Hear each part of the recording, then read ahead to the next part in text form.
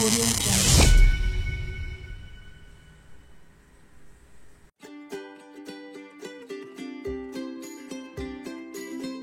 Assalamualaikum semuanya, kembali bersama saya. Di sini saya akan mencoba untuk sedikit mereview materi dari mata kuliah P3 lagi ya, khususnya pada materi perpindahan massa. Nah, di bab yang kedua ini kita akan membahas tentang perpindahan massa melalui gas stagnan. Nah, yang membedakan dari bab 1 kemarin, ini tuh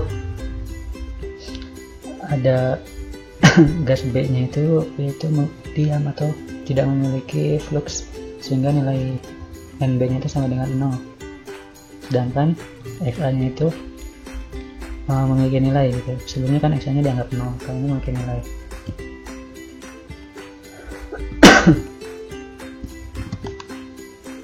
Nah, ini dari gambar ini bisa kita lihat bahwa volume kontrolnya itu adalah ini. Jadi si mesin itu berpindah dari bawah ke atas, dimana saat memasuki volume kontrolnya, yaitu saat di bawah ini keadaannya itu fluxnya itu Z nya masih bernilai Z, sedangkan setelah melewati volume kontrol tersebut nilai Z nya menjadi Z ditambah ketebalannya itu, yaitu si delta Z ya, seperti itu. Untuk volume kontrolnya sendiri, tadi itu kan di sini bisa kita lihat bahwa dia itu berbentuk seperti CD gitu ya, seperti CD yang tipis, atau gambarnya seperti ini. Maka volume kontrolnya itu adalah sama dengan VR kuadrat dikali delta Z. Kenapa begini? Soalnya kan volume kontrol itu rumusnya luas dikalikan dengan tinggi. Luas di sini adalah luas lingkaran, makanya dia VR kuadrat, sedangkan tingginya adalah delta Z. Oke. Nah, ini dia volume kontrolnya ditunjukkan dengan persamaan dua titik tinggi. Kita lanjut ke neraca massa untuk kondisi tunak. Kondisi tunak itu nilainya adalah steady state, di mana akumulasinya itu sama dengan 0. Neraca massa untuk keadaan tunak adalah sebagai berikut. Jadi laju massa masuk atau in dikurangi laju massa keluar atau out itu akan sama dengan 0, soalnya tidak terjadi produksi akibat reaksi, jadi ininya dianggap 0, dan asumsi tunak tadi ya, makanya akumulasinya itu 0 juga.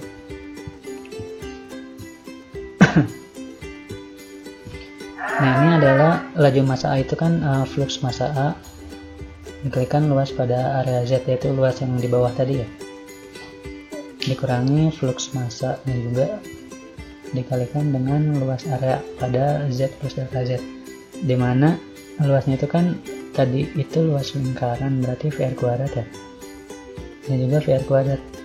Nah, kenapa sekarang R nya sama? Soalnya di volume kontrol tadi, saat dia melewati bagian bawah ini kan R nya sama aja kan, yang bawah dengan yang atas ini itu nilai R nya sama, makanya ya kita anggap jari-jarinya itu sebagai R aja gitu, dua-duanya. Makanya dua-duanya sama, VR kuadrat, VR kuadrat. Nah, setelah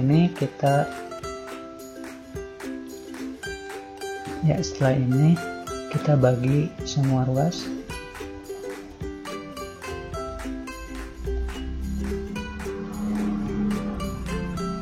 Kita bagi semua ruas dengan luas penampang tadi ya, yaitu VR kuadrat. Maka ini hilang, dan 0 dibagi VR kuadrat ya tetap 0, sehingga diperoleh persamaan 2.6 seperti ini. Kemudian persamaan 2.6 ini dikali minus delta Z, atau dibagi dikali min 1, kemudian dibagi dengan delta Z ya, atau itu dibagi ya, karena dibagi min, yang awalnya plus akan menjadi min, sedangkan yang awalnya minus akan menjadi plus. Jadi yang ini itu akan menjadi minus dan ditaruh di belakangnya, sedangkan yang ini akan menjadi plus dan ditaruh di depan. Oke. Sedangkan data Z-nya itu karena tidak ada data Z yang bisa dibagi, makanya dia ditaruh di bawah. Maka diperoleh persamaan 27. Oke. Apabila data Z itu menuju 0, maka kita menemukan definisi dari turunan pertama. Jika data Z-nya menuju 0, oke ya, maka ini semua adalah definisi dari turunan pertama, sehingga bisa dituliskan seperti ini. Kita peroleh persamaan 28. Selanjutnya kita bisa mensubstitusikan nilai dari fluxnya ini. Caranya gimana? Kita kembali lagi ke total flux seperti yang sudah kita belajar sebelumnya ya, bahwa total flux itu sama dengan mekanisme konveksinya ditambah dengan mekanisme difusinya. Dimana untuk kasus sekarang XA nya itu memiliki nilai, jadi dia tidak sama dengan 0, sedangkan NB nya itu dia sama dengan 0, dan itu bisa kita tuliskan seperti ini ya, seperti ini ya. Jadi XA dikali NAZ hasilnya adalah ini, kemudian ada 0 nya, 0 nya hilang jadi ya hilang gitu. Kemudian kita pindahkan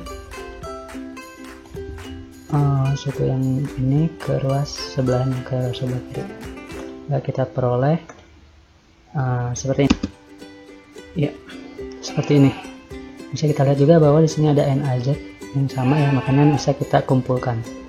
Setelah kita kumpulkan, maka akan diperoleh persamaan seperti ini ya. Setelah itu kita bisa memindahkan 1 minus XA ini ke ruas sebelah kanan, sehingga dia bakalan di bawah ya, seperti ini. Itu minus XA ya, berpindah. Jadi diperoleh NAZ itu sama dengan persamaan 2.10 ini ya.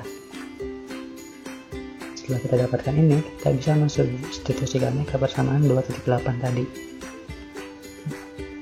Jadi si NAZ ini diganti dengan yang ini. Kita diperoleh persamaan 2.10 seperti ini ya. Nah, oleh karena difusivitas atau DAB ini itu bukan merupakan fungsi secara Z, maka minus C DAB ini bisa dikeluarkan, sehingga diperoleh seperti ini. Nah, setelah ini kita bisa memindahkan ini, dipindah ruaskan gitu ya, ke ruas sebelah kanan, sehingga nantinya itu jadi 0 dibagi minus CDAB, di mana 0 dibagi minus CDAB itu nilainya ya tetap 0, sehingga diperoleh persamaan 2.12. Selanjutnya kita dapat menyelesaikan persamaan 2.12 ini itu dengan metode pemisahan variabel ya. Caranya gimana? Jadi si DZ ini kita pindah ruaskan, sehingga nantinya jadi 0 dikali DZ ya. Itu bisa saya tuliskan juga seperti ini. Nah, kemudian kita integralkan masing-masing ruas, dimana tanda integral ini akan habis dengan D nya ya, sehingga tersisa yang di dalamnya. Sedangkan 0 jika diintegralkan akan menimbulkan akan menghasilkan konstanta. Nah, kita misalkan konstanta itu sebagai konstanta pertama atau C1. Setelah itu dari sini kita bisa menemukan persamaan yang nantinya akan dipakai ya. Itu dXA per dz sama dengan C1. Nah, yang ini pindah ruas jadi ke atas, jadinya 1 minus XA ya. Jadinya persamaan ini akan dipakai.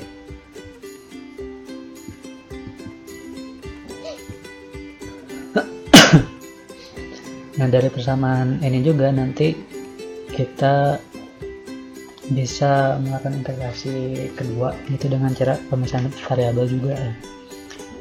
Jadi kita memisahkan si dz nya ini. Tadi kan kita memisahkan 1 minus xa untuk memperoleh ini ya. Sekarang kita memindahkan dz nya, jadinya diperoleh persamaan seperti ini. Nah, setelah itu ya tinggal kita integrasi lagi masing-masing ruasnya ya. Nanti ya yang ini diintegrasi itu akan menghasilkan dan yang bawahnya ya 1 xa, kemudian jangan lupa untuk dikali turunan dari isi dari len ya. Jadi turunan ini itu kan minus 1 ya, makanya minus 1 dikali len ini akan menghasilkan minus len gitu, sama dengan C1 Z ya jika diintegralkan, dan akan menghasilkan juga konstanta kedua yaitu C2. Maka diperolehlah persamaan 2.15. Nah, dari untuk menentukan C1 dan C2 yang hal pertama yang kita kerjakan itu harus menentukan kondisi batasan dulu atau BC nya ya, dimana BC untuk yang pertama BC1 gitu ya, dan ini adalah BC yang kedua. BC1 itu terjadi saat Z nya itu sama dengan Z1 dan X nya itu sama dengan X1. Jadi Z yang ini yang pertama itu kita ganti dengan Z1 menghasilkan ini, sedangkan si XA nya kita ubah menjadi XA1 sehingga menghasilkan seperti ini ya. Jadi tinggal diganti aja, menghasilkan persamaan 2.18 dan 2.19. Untuk 2.19 ini memakai 2.17 ya, jadi Z nya diubah jadi Z2, kemudian XA nya juga diubah menjadi XA2. Oke, dari kedua persamaan ini kita nantinya akan menentukan C1 dan C2. Nah, pertama-tama kita mengeliminasi kedua persamaan ini. Nah, dikurangi, maka ini akan hilang dan akan menghasilkan saya tulis di sini ya. Minus len dan seterusnya. Nah, diperoleh seperti ini. Kemudian kedua ruas kita kalikan dengan minus 1 ya. Dimana kalau dikalikan dengan minus 1 yang awalnya min menjadi plus, sedangkan yang awalnya plus menjadi min, sehingga untuk yang ruas sebelah kiri itu akan menjadi seperti ini. Sedangkan ruas kanan akan yang C1 Z1 ini kan awalnya plus ya, akan menjadi min, dan dia itu akan menjadi min. Kemudian saya tempatkan di sebelah kanan ya, di belakang Z1. Kemudian yang awalnya min C1 Z2 ini awalnya kan min, jadi di depannya plus gitu ya. Oke, nah karena C1 ini memiliki nilai yang sama, maka dia bisa dikumpulkan juga. Nah, sedangkan untuk len ini ya kan, apabila dia dikurangkan maka berlaku sifat logaritma, dimana kalau dikurangkan itu isi dari lennya akan diperkan, sehingga diperoleh persamaan seperti ini ya. Atau bisa kita lihat juga di sini, persamaan tersebut adalah persamaan 2.20 ya. Dari persamaan ini kita dapat memperoleh nilai C. Caranya gimana ya? Yang si Z2 minus Z1 ini pindah ruas sehingga dia akan menjadi di bawah, kan jadinya 1 per Z2 minus Z1, maka diperolehlah persamaan 2.21, jadi yang ini. Nah, kita dapatkan formula untuk C1. Setelah kita mendapatkan C1, maka kita substitusikan ke persamaan boleh 2.18 ataupun 2.19, sama aja. Jadi di sini kan di modul ini kan kita memakainya 2018 ya, udah berarti C1 di 2018 ini kita gantikan dengan persamaan 2.21 ya, maka diperoleh persamaan 2.22. yaitu C1 nya itu kan ini ya, 1 per Z2 minus Z1 bla bla bla. Nah ini kan 1 dikali Z1, nah 1 dikali Z1, maka Z1 nya akan ada di atas ya. Nah dari persamaan 2.22 kita bisa mendapatkan nilai dari C2. Gimana caranya? Ya mudah saja. Jadi suku yang di depannya ini, dia itu kan awalnya plus, benda ruas akan menjadi min,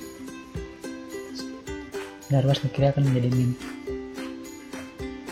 sehingga C2 sama dengan suku ini ditambahkan dengan suku ini yang awalnya plus menjadi minus ya, kita dapatkan nilai C2.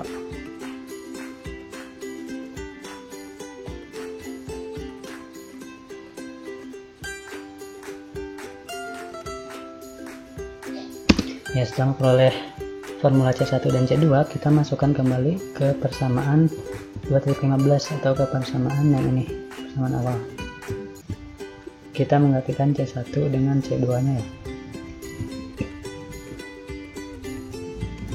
sehingga diperoleh seperti ini, dimana ini merupakan nilai C1 dikalikan Z kan ya, C1 kan ada satunya nih, kalau 1 dikalikan Z ya tetap Z, makanya Z nya ditaruh di atas, sedangkan C2 nya adalah ini dan C2. Kita peroleh persamaan 2.24. Nah setelah itu suku yang ini minus ln 1 minus X A1 ini kita pindah ruaskan ke sini, sehingga yang awalnya minus menjadi plus, sehingga yang awalnya minus kan jadi plus nih. Jadi yang ini kita taruh di depan, sedangkan yang ini di belakangnya ya. Oke, sisanya ya tulis ulang aja. Setelah itu ini kan ada pengurangan ln lagi ya, maka berlaku sifat logaritma kembali, dimana kalau dikurangkan itu kan menjadi pembagian di ln ini dibagi ini ya, ini dibagi ini. Oke, nah kemudian bisa kita lihat bahwa di sini juga ada variabel yang sama ya, ini dengan ini sama kan. Nah ini kita bisa misalkan dengan kotak gitu ya biar lebih mudah. Jadinya kan ruas sebelah kanan itu jadinya Z kotak minus Z1 kotak gitu ya. Karena kotak ini kan nilainya sama, makanya bisa dikumpulkan. Jadinya kotak atau Z minus Z1 kotak gitu ya. Dimana kotak itu kita ubah lagi jadi ini, ya kan? Sehingga bisa kita tuliskan seperti ini. Dengan begitu kita memperoleh persamaan 2.26 ya. Ini itu kan sama kayak ini ya. Oke, setelah itu kita bagi kedua ruas ini dengan atau kali ya, sama aja, dikalikan dengan minus 1. Kalau dikalikan dengan minus 1 kan karena di sini ada ln,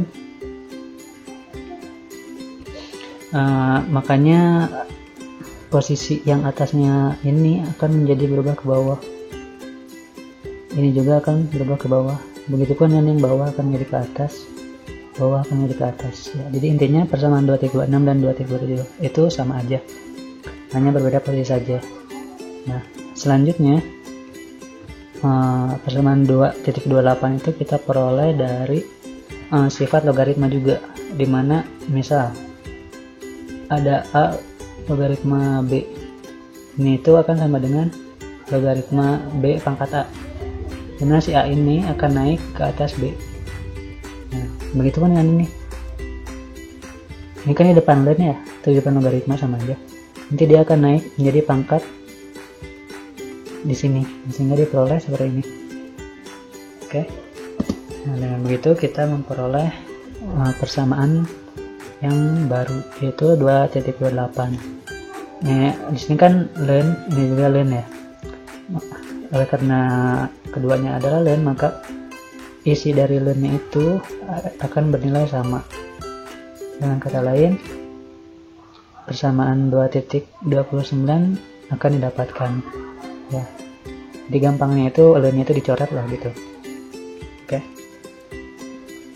Selanjutnya kita dapat menentukan flux Na ya. Nah, flux Na ini dapat diturunkan dari persamaan 2.10 dengan mengambil titik pada Z1 atau Z sama dengan Z2. Nah, di sini kita mengambil pada saat Z sama dengan Z1 akan diperoleh bersama seperti ini ya. Nah, pun dxa per dz ini kita dapat menggunakan persamaan tadi yang kita turunkan ya.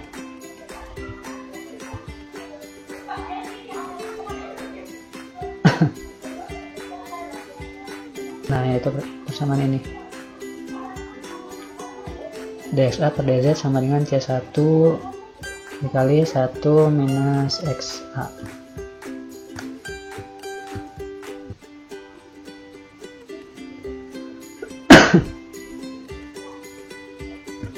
Ini dia. Oke.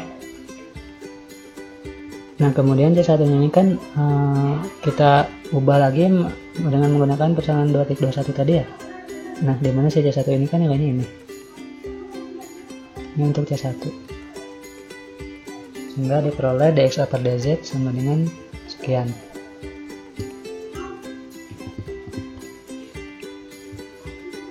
Nah, di dxa per dz ini kita substitusi menggunakan persamaan 2.30 tadi yang ini nih. Jadi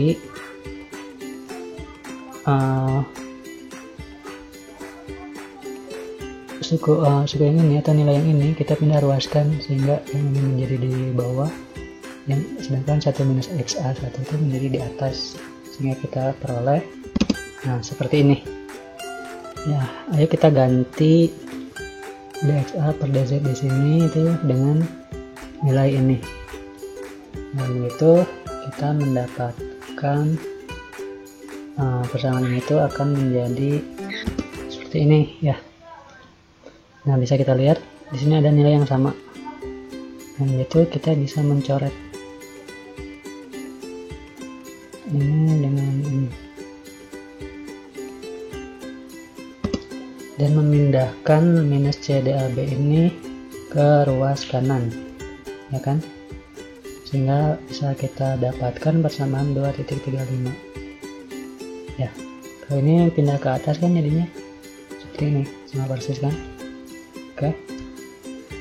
Nah, ini adalah persamaan untuk mencari nilai dari fluxnya. Oke. Ya, cukup sekian untuk video pembelajaran kali ini. Kurang lebihnya mohon maaf. Sampai jumpa di video pembelajaran berikutnya. Assalamualaikum warahmatullahi wabarakatuh.